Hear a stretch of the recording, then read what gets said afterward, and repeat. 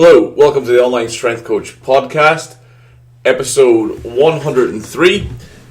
Today's question comes from a member of the best barbell club in Edinburgh Barbell, Christopher Thomas. His question is, what is the difference between someone who should pull sumo and the deadlift, and what's the difference between someone who should pull conventional? Now, I did a workshop on this very topic on Sunday at the SFN Expo. I taught Big Z how to deadlift for all about 10 minutes before I got bored and walked off. But basically, a few of the things that I went through during the workshop, and what I ended up doing was I just got people coming up, tried a few reps of sumo and a few reps of conventional, and then from there I kind of guided them as to which one they should look to choose, or I tried to unfuck their technique.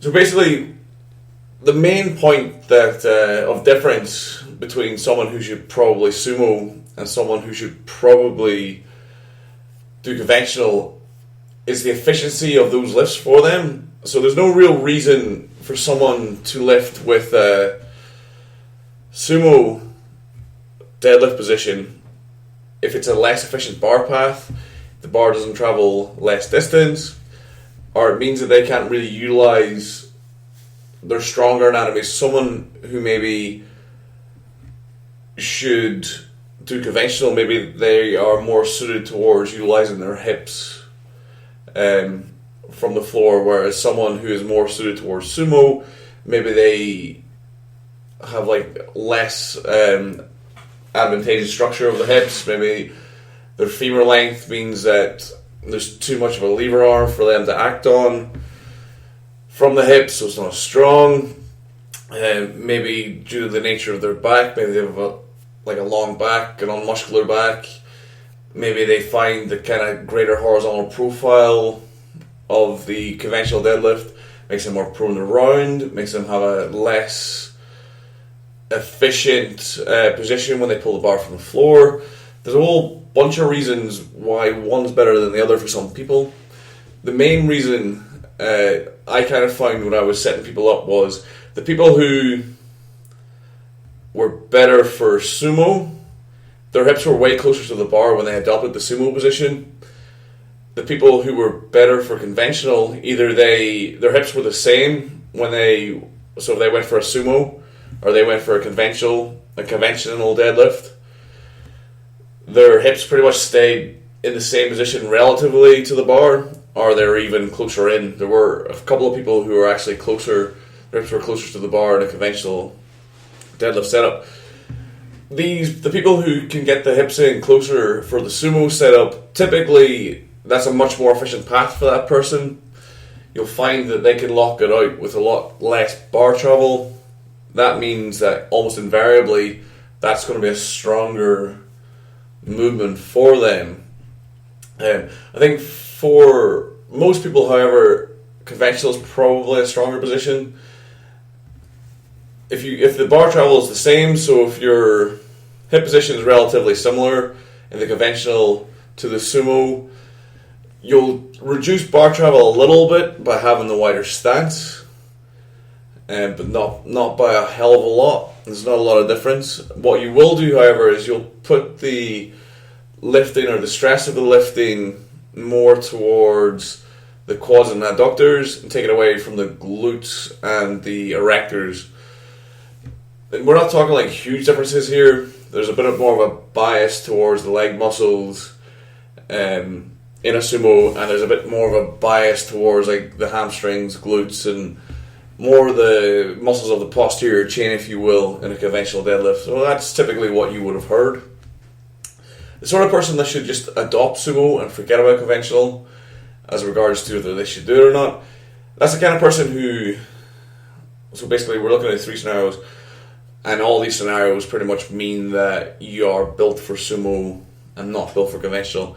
If you just can't get into a neutral spine, you can't get your back into a good position when deadlifting from conventional, regardless of the amount of coaching cues you've done, regardless of the amount of assistance work you do, regardless of the amount of lighter sets and reps you do, if when it comes to putting intention into the bar and you've tried to get a better or neutral back position from the floor utilizing a conventional deadlift, and you just run like fuck every time, I got bad news. Well, I don't know if it's bad news or good news. You're more than likely a sumo puller for whatever those reasons are: limb length, lever length, postural strength, ability to understand instruction. Whatever the reason is that you can't perform a conventional deadlift with an efficient technique, you are probably 90% sure to be a sumo deadlifter. So rather than bang your head against the wall and trying to get better at a movement that you're not getting better at, just switch over to the sumo deadlift and reap the rewards. If you're a strong man, tough shit, sumo's illegal. So that's scenario 1. Scenario 2, if your sumo pull is a lot higher than your conventional pull, well, in this scenario, you would just switch out with the sumo if you're a powerlifter, because you would know straight away that, oh fuck, well, I'm actually stronger at this, so I'm going to utilize this in competition. If you're that sort of person, then you're built for sumo deadlift. If you give them equal chances, or even if you've pulled sumo for a long time, or you pulled conventional for a long time, and then eventually decide to switch, for whatever reason that was, and then all of a sudden find out, holy fuck, wait a minute, I'm a lot stronger at this, then for whatever the mechanical reasons, the cultural reasons, the understanding of instruction reasons, you're better at sumo deadlift, so you should probably go with that technique, because you can lift more weight. It's a more efficient bar path. And the third person is who should switch to sumo, or is probably more suited to sumo. That's the person we were talking about beforehand. So if you take a video from the side and you set up for a conventional deadlift, see where your hips are relative to the bar in like a side profile. So you could just draw a distance from maybe the bony protrusion on the hip. That's called the greater trochanter, or basically the hip crease you can use as well. If you were to just visually check those references, so check that bony process and check where the barbell, the middle of the barbell is, and then in that same video just switch to the sumo. If you see that the sumo, you move a lot closer towards the bar, or that hip reference point moves a lot closer to the bar, then you should do sumo deadlift, because you will find that that is a much more efficient technique and you'll get a lot more out of it. Like, some of the feedback that I got from people during the expo, it was quite interesting. I think I probably went through about 15 people, and they all said it felt weird, but then almost invariably they said it felt weird because they hadn't tried sumo before. So then that's why it becomes weird for them. If you do something you haven't done before, it feels weird, it doesn't feel natural.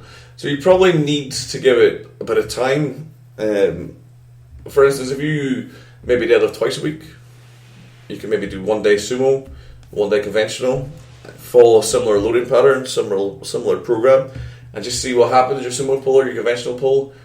See which one is good, which one's not good. Go with the one that feels better.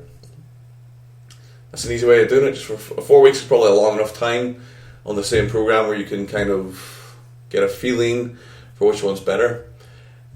Another thing that people advise you do is maybe utilize sumo deadlift for assistance work if you pull conventional, and likewise if you pull sumo, utilize conventional for training purposes, for assistance work.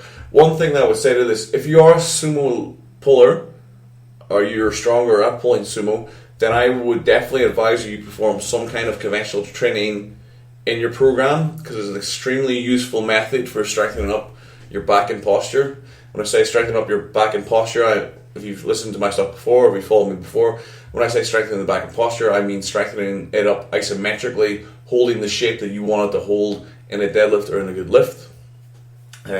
Doing that will help tremendously. We'll have carryover with that.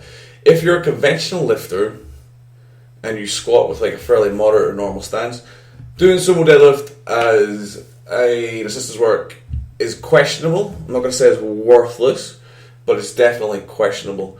When Boris Shiko was asked that same question during the seminar I went down to in London in February, Owen Hubbard asked him, He struggles with both. He's not really tremendous deadlifter on either.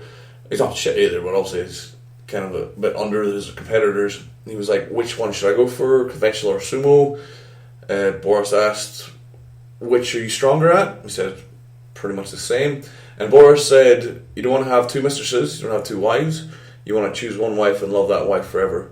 So if you're trying to pick and choose, you want to just choose one movement, because you've got to split practice volume over two lifts, which means you're not going to get as much practice, you're not going to get as good at one of those lifts, so you should put your eggs in one basket in that sense.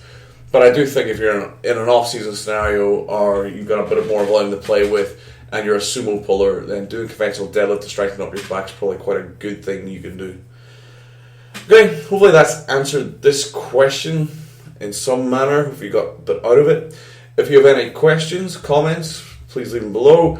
If you'd like to inquire about online coaching, or you want to join Edinburgh Barbell, or you want to give me money in some other way, please shoot an email at speedpowerperformance@gmail.com. Thank you very much for listening, and I'll see you in the next episode of the Online Strength Coach Podcast. Ta-ra and bye.